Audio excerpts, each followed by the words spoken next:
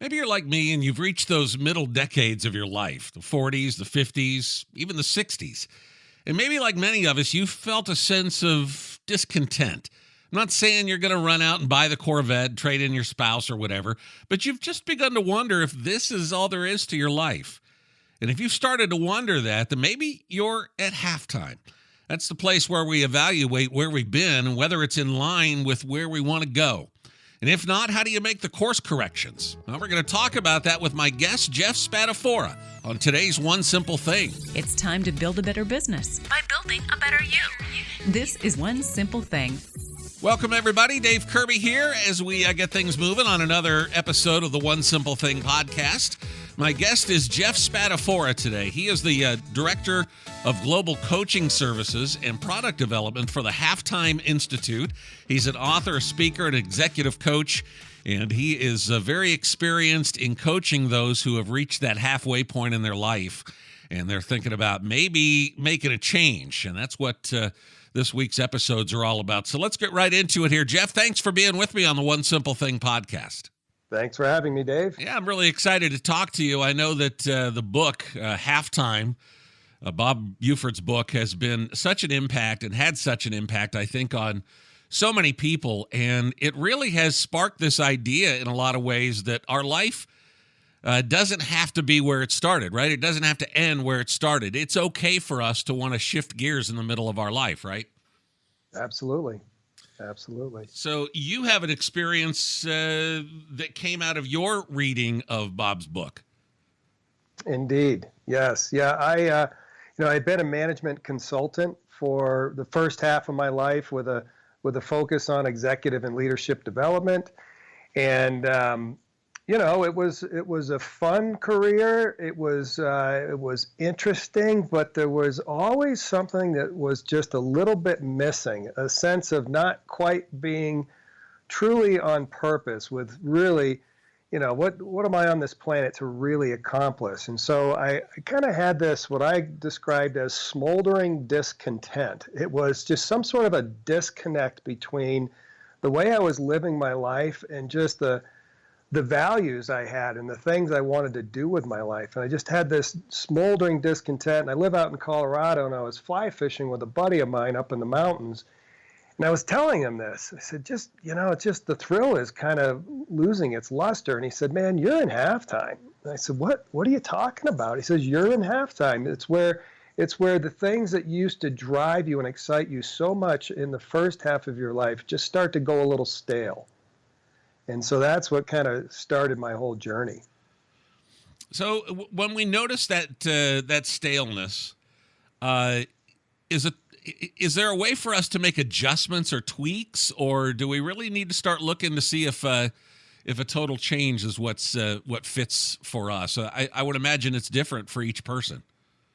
Well, it is different for each person, and many people think, "Oh man, I got to go change my life." And in some respects, this is the midlife crisis, right? It's where it's like I got to get the red convertible, trade up for a trophy wife, quit my job, and so there are some people that opt for that, but and there are some people who really need to do that, and ultimately need to not to do that, but to make a big change, a drastic change. But like you said, it's not for everybody. Oftentimes, there's just this dissonance between how they're living and what their real values are that they need to get in touch with, understand, get clarity on, and then examine their life and start to make some strategic and intentional adjustments. Where does that discontent come from? I mean, have you really dove into finding why we feel that, or why some people feel that and others don't? Yeah, I have. I think there's a couple of things. One is, that there's a difference that I'm talking about here between the concept of happiness and the concept of joy. So a lot of what I've learned over the years of coaching people through the Halftime Institute is that the real pursuit that people are on isn't necessarily to figure out their life purpose or their calling. It's ultimately to live a life that has more meaning, that has more peace, that has more fulfillment, that has more joy. And so this is something I just started to see over time. And what I realized is that the difference between happiness and joy is happiness is circumstantial. So, like if work is going well and your your finances are doing fine and your family is doing fine, everything's honky dory, what's not to be happy about? But joy is a state of mind that sort of transcends anything that's going on circumstantially in your life, where you can really just say, I'm confident things are going to be okay here. And I kind of use the word joy and contentment and peace a little bit interchangeably. And so that's really where this comes from. And so what happens is in the first half of our lives, we're many times just conditioned to pursue certain goals by the culture, primarily Hollywood, Madison Avenue, Wall Street, and, these types of influences. And so we pursue those things doggedly, and many times we attain them. And then we're left a little bit empty, like, I kind of feel like the dog that just caught the car. And so they're stumped, and they're looking for joy, and they're not really sure how to crack the code on it.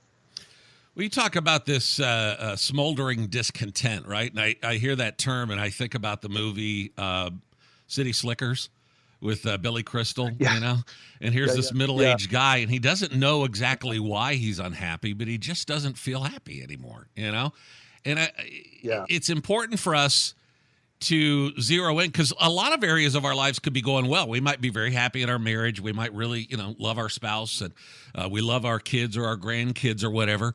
And those things are awesome for us. And yet there's this low-level feeling of discontent. And do you find that people feel guilty about that? Like, how dare I? Because there's so many good things in my life. How dare I not be happy? Well, I think there's people that feel guilty about it. And I also think there's some people that are, this is a bit of a strong word, but kind of ashamed of it. It's like, you got to be kidding me. I've got all this stuff going for me, but is this all there is? And you're almost like afraid to tell others because you think that they've got it all figured out, and you're the only dummy that hasn't figured it out. So yeah, there's guilt sometimes in there. There's maybe a twinge of shame, but mostly it's just this frustration. It's like, man, I really want to figure this out. And what we found is that there's a couple of key things around it. One is around just your values. It's like, what do I really care about? What am I interested in? What am I good at? And what do I want out of my life and from my family? And then to look at my life and look at the things that are going on and saying, well, what are the things I'm engaged in that aren't serving those values and those goals and those dreams? And now you start to see the disconnects. It's like, I want A, B, and C, but all of my life is wrapped up in doing things that don't really contribute to A, B, and C. And so there's this breakdown. And so what I found is the key is to really get clear on your values, but equally to get clear on your theology. I mean, there's just reams of research that people who are solid in their faith are 45% happy if you interview them all. And if you interview all the atheists, there's only 28% of them that are happy. And so there is a theology piece to this that I encourage people to say, I don't care where you land on it, quite frankly. Personally, I'm a Christian. I'd love to see you, follow Christ and experience the joy that I have for him. But the bottom line is you got to wrestle out, is there a God? And if so, how does that fit with you? And then what are your personal values? And then get your life in alignment with those two things. Well, that's a big task. So where do we start with that? I mean, how do we, do you teach a process for starting to wrestle with those things? Well, absolutely. We do a number of different personal values assessments, Dave, to help people really understand what do they care about, what's important to them. For me on the whole faith piece, I growing up, I never missed a Sunday of church until I was 15, and then I didn't set foot in the church until I was 35. And I had this smoldering discontent going on. Meanwhile, I've got this successful career, this wonderful wife, these 3 healthy kids, and I'm like, what is going on? And so I thought my problem might have been vocational, or I thought it might have been financial. I need to make more money. I thought maybe it was geographical. We moved from Chicago to Colorado, and all of a sudden it dawned on me, maybe it's spiritual. And so to answer the spiritual question, what I did was I just went on a personal study. I just studied all the major religions of the world. and did that in parallel to what do I just really care about and want out of my life for me and my family. And as I did that, I started to get some conviction about, is there a God? And if so, what does that mean for me? And then also, what do I want out of my life? And that then gave me a framework to then go analyze my life and think more strategically. I was spending so much time being strategic about my business. I'm like, why am I not applying the same level of rigor to my own life? Mm-hmm. And so once I had a bit of a framework around theology and values, then I could go analyze my life. Where can we go to begin this process? Would it be your book? Would it be Halftime Institute? Your book is called The Joy Model. Yeah. How would people begin this process of letting you lead them through these questions? Well, it really is what the Halftime Institute is all about. I mean, that's what we've been doing ever since Bob wrote the book 21 years ago, is helping people discover and live out their calling for their second half of life. So we've been, thousands of people that we've taken through this process. We're actually getting pretty good at it by now. And so we can help people with that. But I will say this, too, is that there are people I've seen who are in their calling, but still have some of this smoldering discontent. There's other elements of maybe their relationships that are broken, or maybe it's their health. So it's like they're in their calling, they're working on something they're passionate about and they're good at, but they may be, not taking care of their bodies in a way that's causing them some illness that could have been prevented. There's a lot of illnesses that are out of our control, but could have been prevented. And so there's other contributors to our joy beyond just discovering, engaging in our life purpose. I always like to end the show with a one simple thing. I mean, just bring it down to the basics. If somebody is listening to you today and they're like, yeah, that's me. That's me, that smoldering discontent. What do you want them to do today? What's a simple action they can take? Well, I think, and this is a little esoteric, but I just really would encourage somebody to go on this journey. And it really comes from a saying by a guy named A.W. Tozer. He said, the most important thing about a person is what comes to mind when they think about God.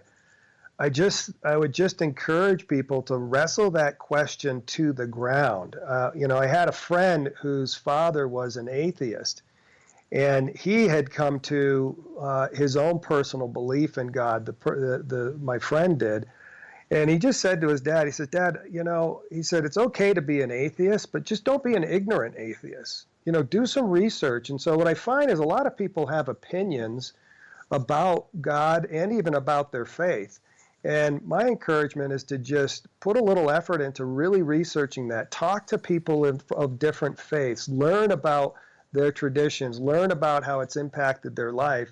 And if I could say there's one thing to start the journey, and it doesn't have to be completely sequential, that you got to get this figured out before you do anything else, but I would say at least start wrestling that question to the ground.